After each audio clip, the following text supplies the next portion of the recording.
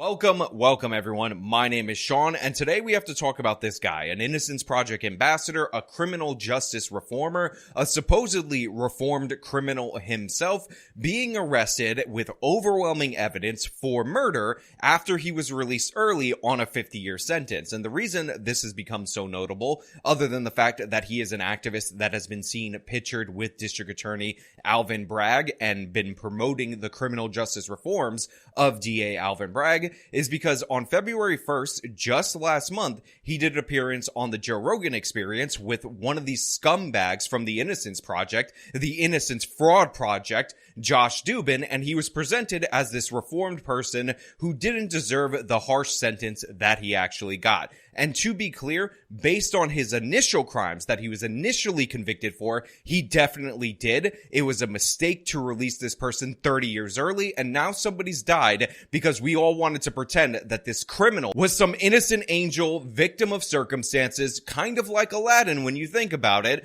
who was just a thief and a criminal with a heart of gold. Now, we're going to get into this. I'm going to go over this point by point by point. But before we do, thank you to everybody who signed up over at actualjusticewarrior.com/join. Give me the money. Give me the money. Okay? And yes, I will be in Austin, Texas at the Vulcan Gas Company. It's a theater on April 27th for the Minds Fest. Link to tickets in the description of this video. This is my my friend, my client, my brother, Sheldon Johnson. I figured we'd do something a little bit different. Typically, the person sitting to my right is someone that was wrongfully convicted. So I don't want to bury the headline.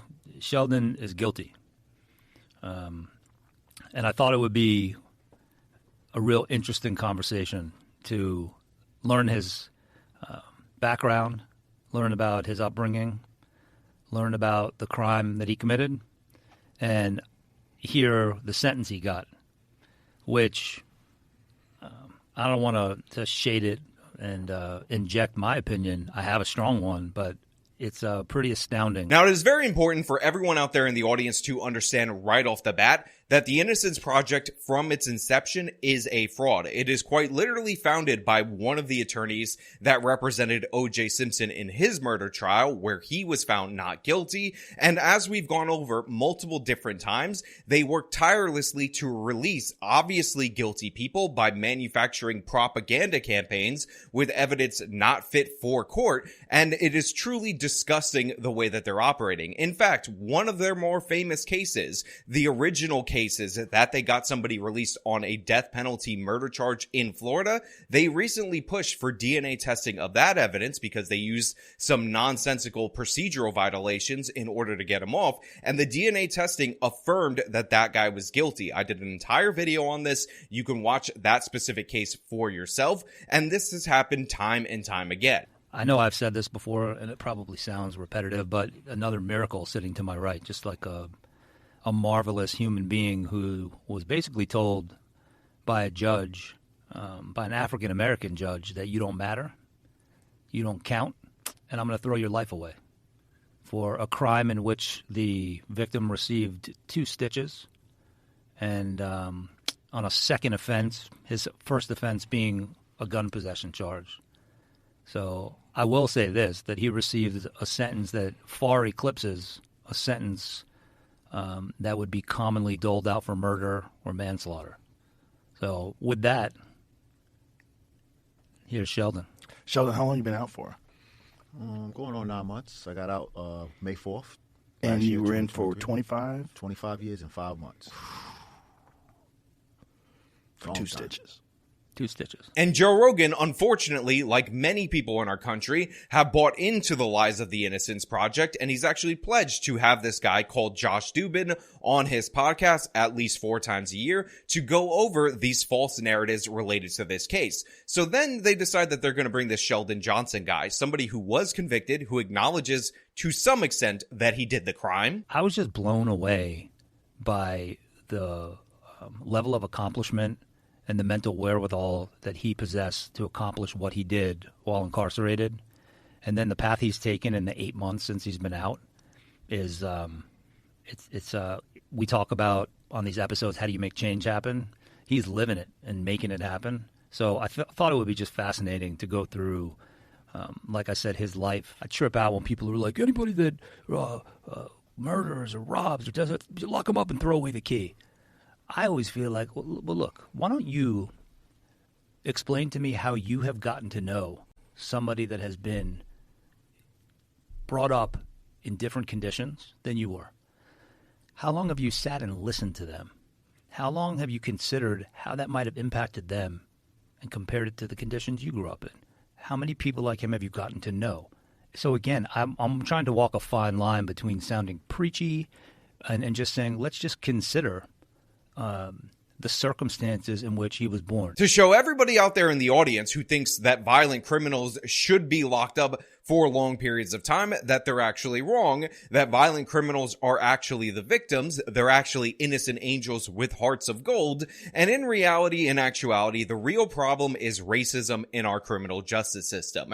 And when you listen to this podcast and you realize how much he's lying in this podcast, even though he acknowledges he was guilty of the crimes he was convicted of, you realize how insane this actually is, and how obviously, and I mean obviously, this was not a reformed individual. I mean, some of these clips are absolutely chilling, like this one. And when I got out, I made a decision that I was going to walk away. And I didn't care about what the consequences was.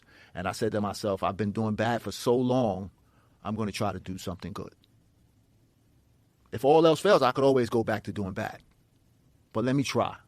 Let me give it a shot. Because that's exactly what he did. But one of the things that I want to highlight is the number of times that the criminal justice system is accused of being full of evil white racists, even though in this particular case, you actually had a black judge who used all of the enhancements to lock this person away for up to 50 years and throw away the key, even though our justice system was subverted in order to let him out, because theoretically, this guy was totally reformed, even though clearly he wasn't. How he got to where he was, why he got this, what his thoughts are and our thoughts are on the sentence he received, why that happens too often to people of color. And I know there's one thing I want to say, and then I'm going to shut up and really let Sheldon talk and you talk. I get this a lot. Why are you always bringing up race when you talk about the system? You have to confront it. It's there. Is it that all people that get wrongfully convicted are people of color? No, but most of them. Is it that all people of color get disparate sentences? Oh, absolutely. We have to fix this. This is a problem that's been going on for decades and decades, back through Jim Crow, back all the way to slavery, the same communities, and we don't do anything? Pull that a little closer. Redlining, everything. Pull that mic up a little bit. Yeah, just that's good. That's good? Yeah, it's good. I mean, it's wild. It really is wild. And, and the race part of it is a major factor. It's a major factor. And it's a factor that gets ignored when people start talking about racism, systemic racism in the country. Talk about sentencing. How come that's not talked about? Yeah, well, that's a vestige of slavery, yep. Segregation, Jim Crow, redlining, everything. Exercising your right to a jury trial, yep. Being punished twice. And the twist on Sheldon's story that it's like a head scratcher to me that I asked him about was the judge that sentenced him is a black man. And, I said to Sheldon, did that ever strike you as, here's an African-American judge that looks at this young black kid and should understand his circumstances and have a better understanding of it and not want to throw away his life. And I said, so what do you do with that fact? And Sheldon said, well, I'll let you respond to it because he said something to me that I didn't really. This judge now, sits as a federal judge in the Southern District of New York. I don't know what to make of that. I don't know. It just seems so strange to me that is who, said this guy's not worthy of redemption. And I think it goes back even farther than that, right? When you go back all the way into slavery, you had the house and the field. Excuse my language for using those words, right? You could use them, we can't. Yeah. Right. You know what I'm saying? And that the idea of the guy who was in the house, he was harder on his own people, his fellow slaves, than some of the overseers may have been, or the slave masters. Yeah, that's right. This guy who's proudly wearing a Queen's Defender shirt on this appearance with Joe Rogan, who is supposedly reformed, supposedly has taken accountability for his actions, says that the judge who sentenced him and used all of the appropriate enhancements that definitely should have stuck for him was actually somebody equivalent to a House N-word back in slavery times who was enforcing evil white racism against him. But here's the thing. Sheldon doesn't only misconstrue the judge in this particular case, he lies about everything. When he talks about the crimes that he committed, what he actually got charged with or what he actually did, it is ridiculous and absurd, and you should be able to tell right away that he's lying. And honestly, it's embarrassing for Joe Rogan to just platform this without pushing back with any serious questions. I also want to add, the reason I'm saying it's not embarrassing for the Innocence Project is because this is what they do. They advocate for guilty people. Again, they're based on an attorney who represented O.J. Simpson and manufacturing propaganda campaigns rather than actually getting innocent people out of prison. I need my money. It's just me being honest. It's just me being straight. I gave you something, and we had an understanding that you were going to pay me. And when I came home, when I finally located this particular individual, he had his girlfriend with him. And this guy owed me $5,000 for some drugs that I gave him on consignment. I gave him an eighth of a kilo, which is 125 grams of cocaine. And when I saw him, he had a bunch of jewelry on. He was with his girlfriend. She had a bunch of jewelry on. I said, hey, man, where's my money at? Oh, yo, I was going to pay you. As far as I was concerned, his jewelry we was even. So I robbed him. And I took his jewelry. And his girlfriend happened to be there. And unfortunately, she got caught up in the situation. I had a bunch of young guys with me, and they robbed her as well. And he got hit in the head with the gun right here on the side of his head, and he got 2 stitches. And they gave me 25 years for that case. So let me be clear. Despite what Sheldon Johnson says right here, he was convicted of attempted murder. The reason he got 50 years is because he was a high-level member of the Blood Gang, which, by the way, he acknowledges in bits and pieces throughout the course of this podcast. I was Blood. I was a gang member. This is where the cut comes from on my face. I have a bunch of stab marks from just being in those environments and being on Rikers Island and just warring with other rival gangs, mostly Latin Kings and Inetas. And I would just stand there, and eventually I just slowly moved up the ranks, and I became this person that I feel like I was never meant to be, but because of the conditions and because of where I was at and because of what I saw, what I was exposed to, made me into someone else. He had a long history of repeat offenses and was clearly and obviously a danger to society. But the way that Sheldon Johnson tells his story, these things just sort of happened to his victims. He just sort of happened to approach the victim, who owed him money, by the way, so it was kind of justified. And he just happened to be with his girlfriend, and he robbed him. And during the course of that robbery, somehow, the guy happened to be hit in the head with the pistol. And by the way, for the other crime, because he was convicted of this twice, he got 2 25-year sentences. That also just seemed to happen. But don't worry, nobody got hurt. Another guy that I ran into, he also owed me some money. He owed me $7,000, and it kind of went along the same ways. He was selling drugs out of an auto parts store. He was a Spanish guy. I got word that this is where he was at, and he was selling drugs, and I was going to get my money. And the same circumstances kind of ensued. Saw him, hey, what's going on? Reading in between the lines and outside the margins without really going into all of the details, I robbed him because he owed me $7,000. Did he get physically hurt? No. Even though they were just roughed up a little bit. Reading in between the lines and outside the margins without really going into all of the details, I robbed him because he owed me $7,000. Did he get physically hurt? No. He didn't get touched. Got roughed up a little bit, but there was no physical harm, nothing.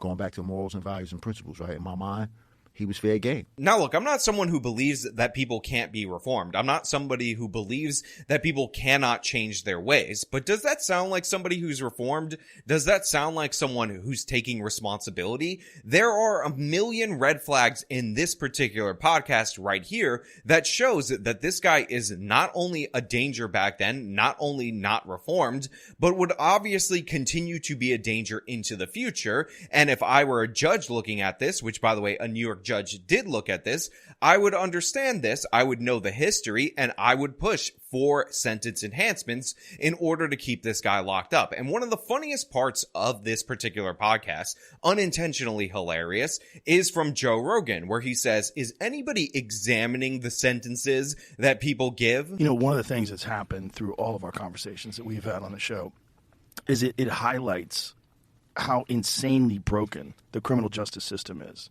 and how little oversight there is and how few people are looking at these individual cases, and that you can have one judge who does what they did to you and no one's looking.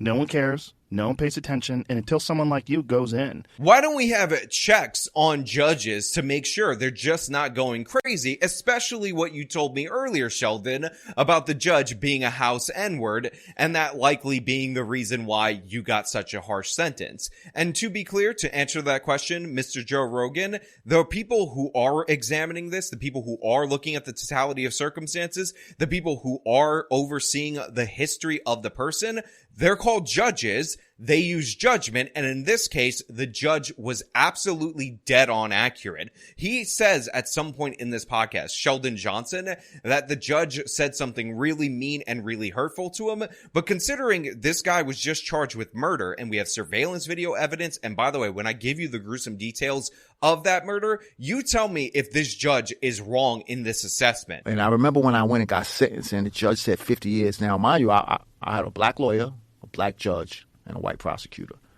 And I remember when he said 50 years. He said he went into all of these reasons why he was sentencing me the way that he was sentencing me. There was never no post. There was never no. They're supposed to do a report prior to your sentencing, and it's called a post-supervision interview. Pre-sentencing investigation. It's called a PSI, pre-sentencing investigation. There was never no pre-sentencing investigation. There was never no mitigating evidence presented on my behalf to, highlight why I may have made some of the decisions that I made. And he just called me a menace to society, and he gave me 50 years. The judge right there was 100% right. Obviously, the judge right there reviewed all the circumstances, in case you're concerned about that, Joe Rogan, and he decided that a 50-year sentence was appropriate because this was somebody who had no remorse. He was psychopathic, and that is why, again, even though he was released in 2019, even though he's been uplifted by organizations like the Innocence Project, even though he had a stable job, all of the things that Joe Rogan says are the things that are the root causes of criminality. It's broken. I mean, it's so broken, and it seems so overwhelmed, and the root cause of it is never addressed. The root cause of, I've said it ad nauseum, but I'll say it again. Where the fuck did we come up with $100 and whatever billion to send to Ukraine, and we don't have any money to try to do something about these insanely impoverished, crime-ridden, gang-ridden, drug-ridden communities? We don't do anything? We have nothing? This is my take on this whole Make America Great Again thing. You want to make America great again? Make it so there's less losers. Make it so that more people have a fucking chance. The fact of the matter is, this guy was a criminal. This guy was a thug. He was violent before. He had a pattern of history of violence in his past, and he was going to be violent again, and we wanted to prevent him from being able to do so because his past history, according to the judge's judgment, was a good predictor of future outcome. But, maybe we could have given him more welfare in order to compensate for these problems. And you end up making really, really bad decisions that can cost you for the rest of your life. Like my son, when he got into a fight with an Asian guy. They called him the Columbia law student killer, right? He gets into a fight with this Chinese guy, and this is not to take away anything from that man's family. And as a man, as his father, I felt some type of way. But the guy goes into the street and gets hit by a car, and he dies. But this is how fast your life can change from just one simple mistake. When I say that Sheldon Johnson doesn't take any responsibility for his actions, a perfect example of that is what he just said right there, having to do with his son, because he just told you that his son, who is the Columbia law student killer, got into a fight with a Chinese guy, and that guy ended up in the street and he got hit by a car. His son was 14 at the time. 14-year-old black kids do not get into fights with Columbia grad students from China. That's never happened in the history of ever. What happened was his son attacked that guy. He walked up to him in a group of friends, sucker punched him from behind, and then he stumbled into the street and got hit.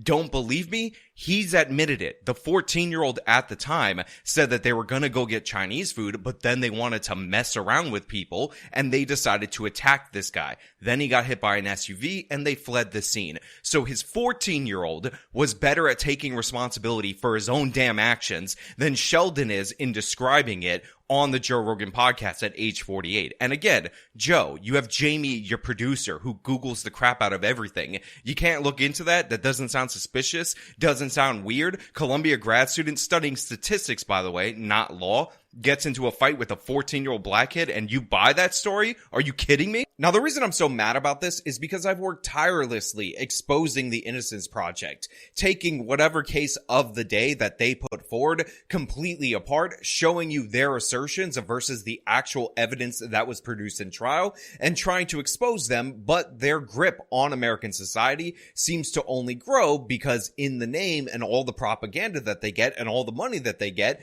they just seem to be able to shake off any criticism or any controversy. And this is a perfect example of that. They haven't even acknowledged this, nor will they. And even if they do, it won't ever change their pattern of behavior. They got an innocence fraud ambassador on Rogan 4 times a year talking about how this guy's his brother. And yet, does anybody believe that this guy isn't going to trot out another brutal criminal a month later, 2 months later, talk about how much he loves him and how related to him he is and how, oh my God, this guy's the victim of society? And then you have Joe Rogan saying that we need to arrest poverty. The real issue is that this guy didn't get enough welfare from the system, and if only we loaded up these bad neighborhoods with welfare, that would solve these particular issues. Well, this guy was being propped up, he had a paying job, all of this stuff, supposedly he was reformed, yet he still committed a murder against somebody that he knew from his criminal lifestyle because he was a criminal through and through. That's who he is. He was violent, and the judge was dead on accurate about it. From the New York Post, Sheldon Johnson, a 48-year-old staffer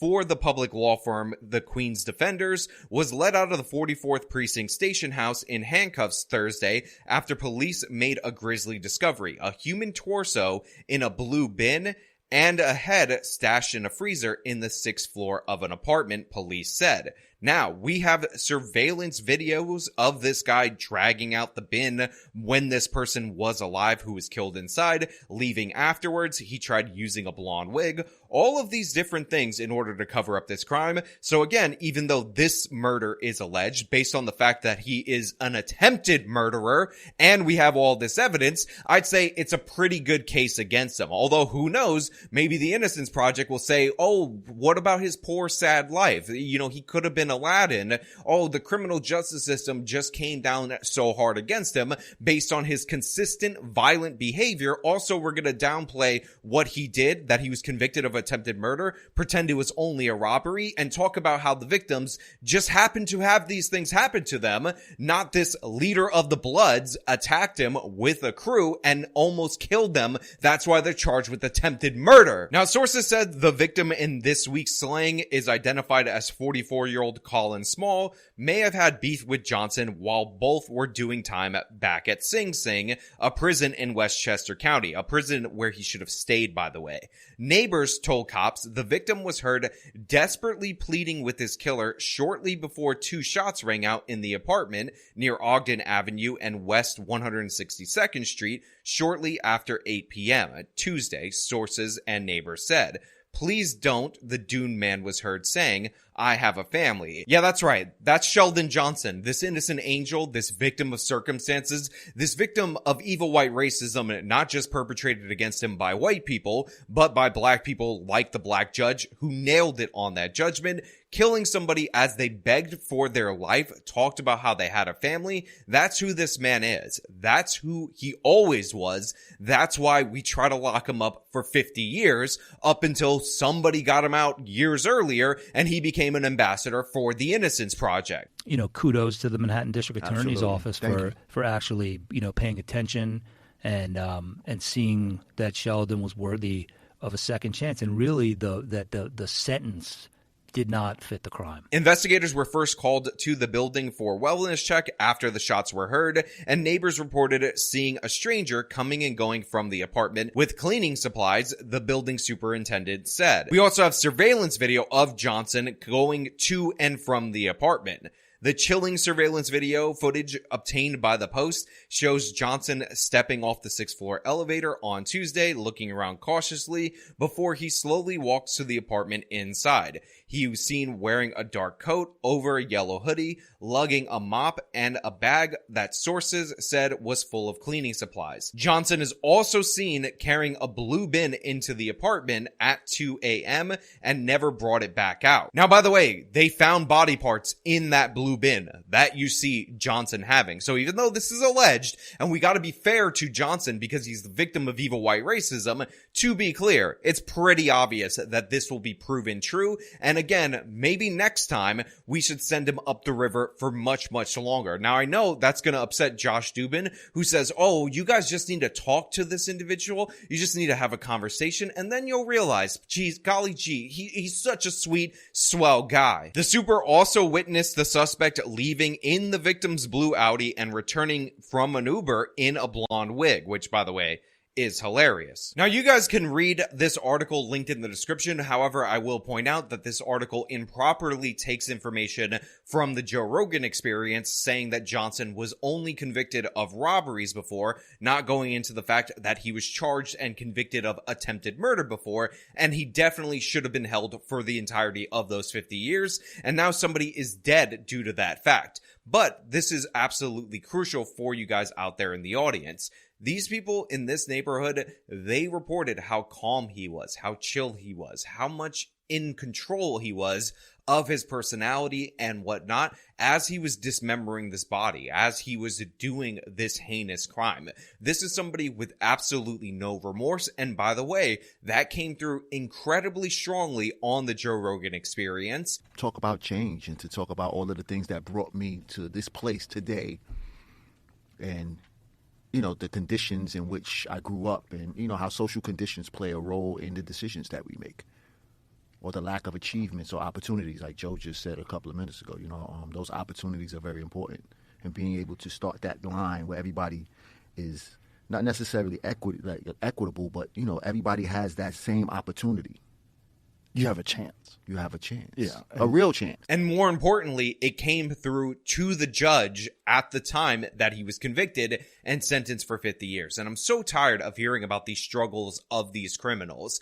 Unlike Johnson, who deserved his 50-year sentence, when I was 12 years old, I was actually wrongfully arrested in front of my school a week after I was thrown out of the place I was living by a relative who had a mental illness, who had an episode, so was actually recently homeless. Now, luckily, through the help of friends, we found a place to live. But point being, my mother was expected to shell out thousands upon thousands of dollars after she just did first and security deposit on a new apartment. And when the supposed victim at my trial testified that I neither assaulted nor robbed him, I thought the case was over, but they just changed my charges to attempted assault and attempted robbery, and were still pursuing a sentence that would have seen me locked up in juvenile hall until I was 21. Now, I luckily beat the charges, but I found out after the fact that that group of kids, the ones who were attacked in that particular incident, they were robbing other people, and the guy who attacked them did so because they took something that belonged to his little brother.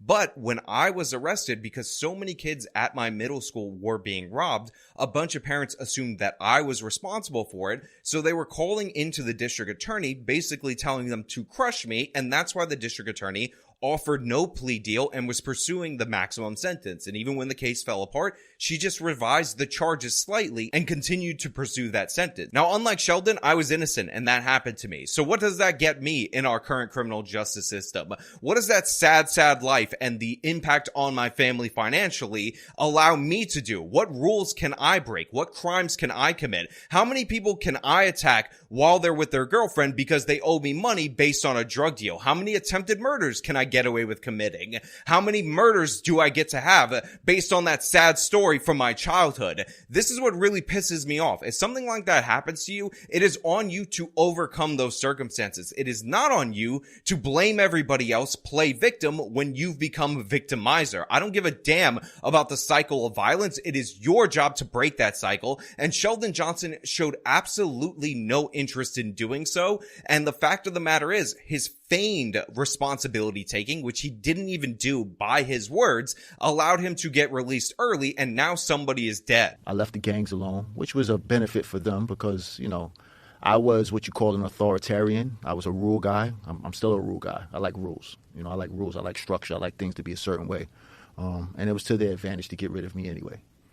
Plus, I knew a lot of the guys who were at the top. Why was it to their advantage to get rid of you? Because I was the type of person who would say, "You doing that for what reason? Nah, you can't do that. The rule says that you can't do this, you can't do this. This is what the rules say." And I was... The rules of the prison or the rules of the of the streets? gang. The rules of the streets. Yeah, there was rules. Give us a for instance.